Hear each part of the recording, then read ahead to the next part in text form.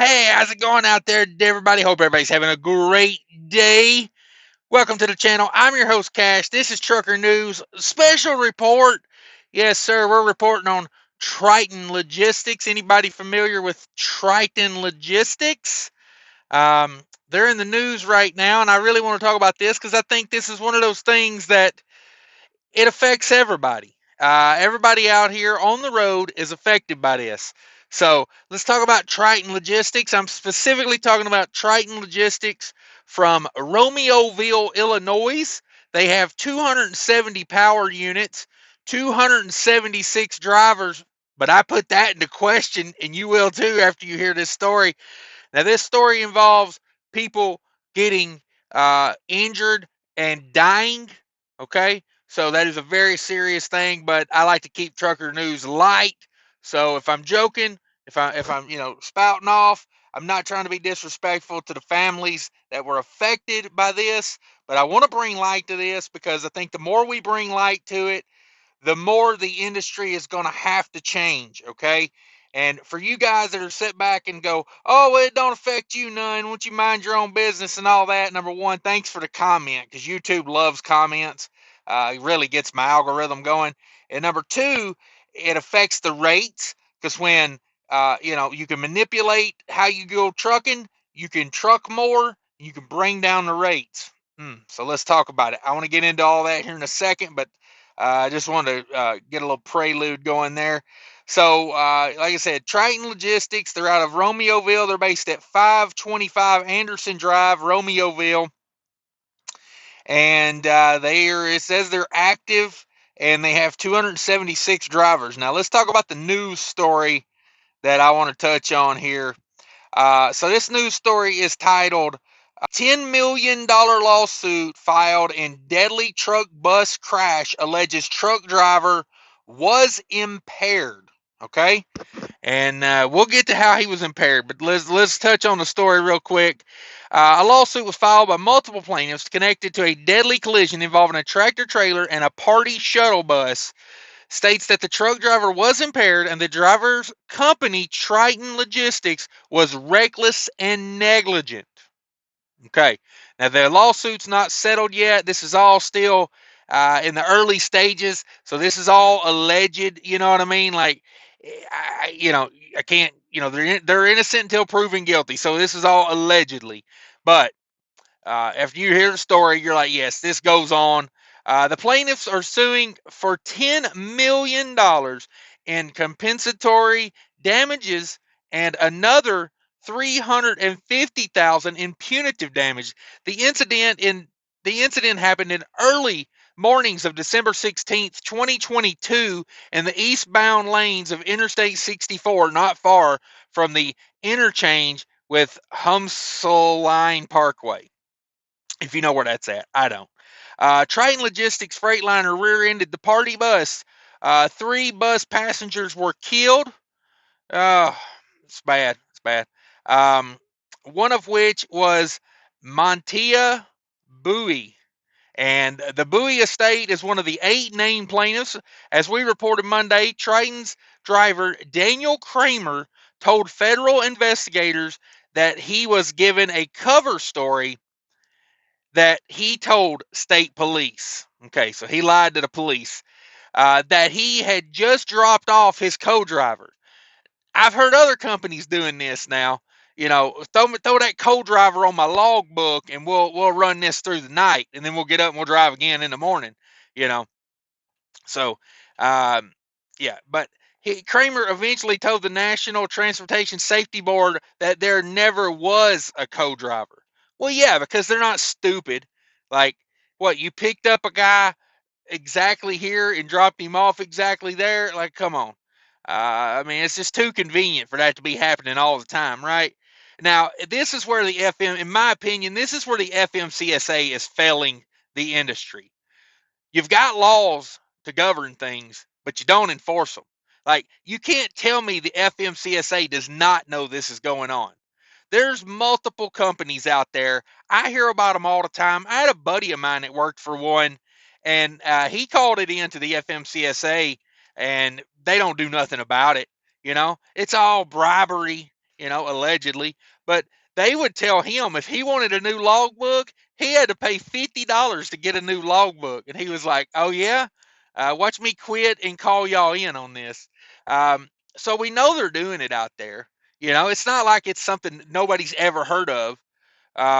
And when you say, oh, it don't affect you, mind your own business, it does affect me because I drive on these highways. My kids are on the highways. Your kids are on the highways. You don't think it affects you or me when this goes on? You're out of your damn mind. Okay. Kramer also described how he could call Triton's data center in Lithuania. Got to get me one of those Lithuanian call centers. Oh, it just seems like all the rage in trucking now to have a Lithuania call center. He said he would call the Lithuania call center and have them digitally alter his logs to make it appear he had more time for rest. Yeah, I've been asleep. My co-driver's been driving that last 8-hour shift I just put in. That wasn't me. That was my co-driver. You know, now sometimes, I let go of the wheel and I say, hey, Jesus, take the wheel. But, I mean, come on, man. Like, that's a joke, by the way. I don't actually let go of the wheel. But, it's like just because you say Jesus, take the wheel, don't mean Jesus is in your logbook. You know what I mean? He ain't your co-driver. I can't go into my logbook and put my guardian angel on duty. You know what I mean? I mean, my guardian angel rides with me, but it ain't like I can put him on duty. And it's even been confirmed. A former Triton driver collaborated Kramer's cover story claim as well as the logbook manipulation. So it ain't like they were just doing it to this one guy. So if you've got 250 trucks on the road and you're lying about all these logbooks, where are we going with this? It's going to end up like this. Somebody's going to die. It says, after seeing our report, talking about this news agency I'm reading this from, says, after seeing our report on Triton's drivers were doing, the great grandmother of Tia Bowie linked it to Russian roulette. She was quoted saying they are ruining people's lives for sure. One of the key grounds of the lawsuit in the allegations that truck driver Kramer was impaired, the stricter legal limit for a truck driver in Virginia is just .04 or half the limit for a regular driver. The lawsuit alleges that Kramer was beyond the legal limit according to the NTSB report, the truck driver was treated at Riverside Regional Medical Center.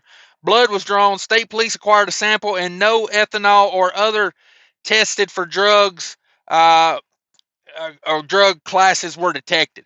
So the driver was not drunk. He was just tired.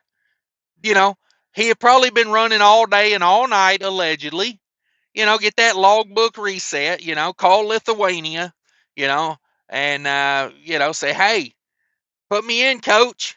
Give me another one, you know. Um, yeah, like I said, my buddy told me that time. He's like, he could call this company he worked for. It was one of those rent to run out of Chicago, and they used to, you know, you would make like $600 a week unless you reset that logbook constantly until you rode, about 4,500 miles. You break even on that renting that truck from them. I tell you right now, guys, if you're doing that, you're risking your future doing that. I mean, I ain't preaching to you. It's just a matter of time before you slip up and do something stupid.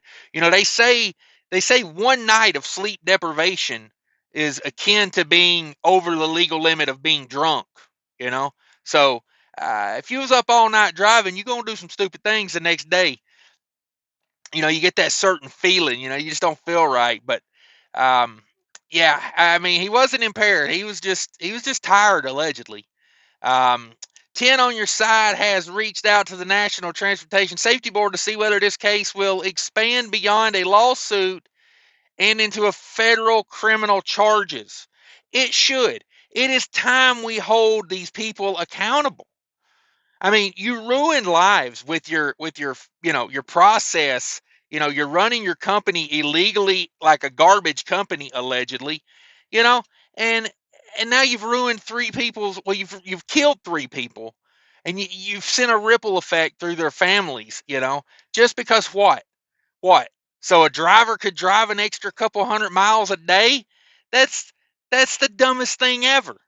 Like, I just don't get it. I just don't get it. I wish they would start holding these people accountable, and then when they shut their company down, not let them open another one the next day. You know what I mean?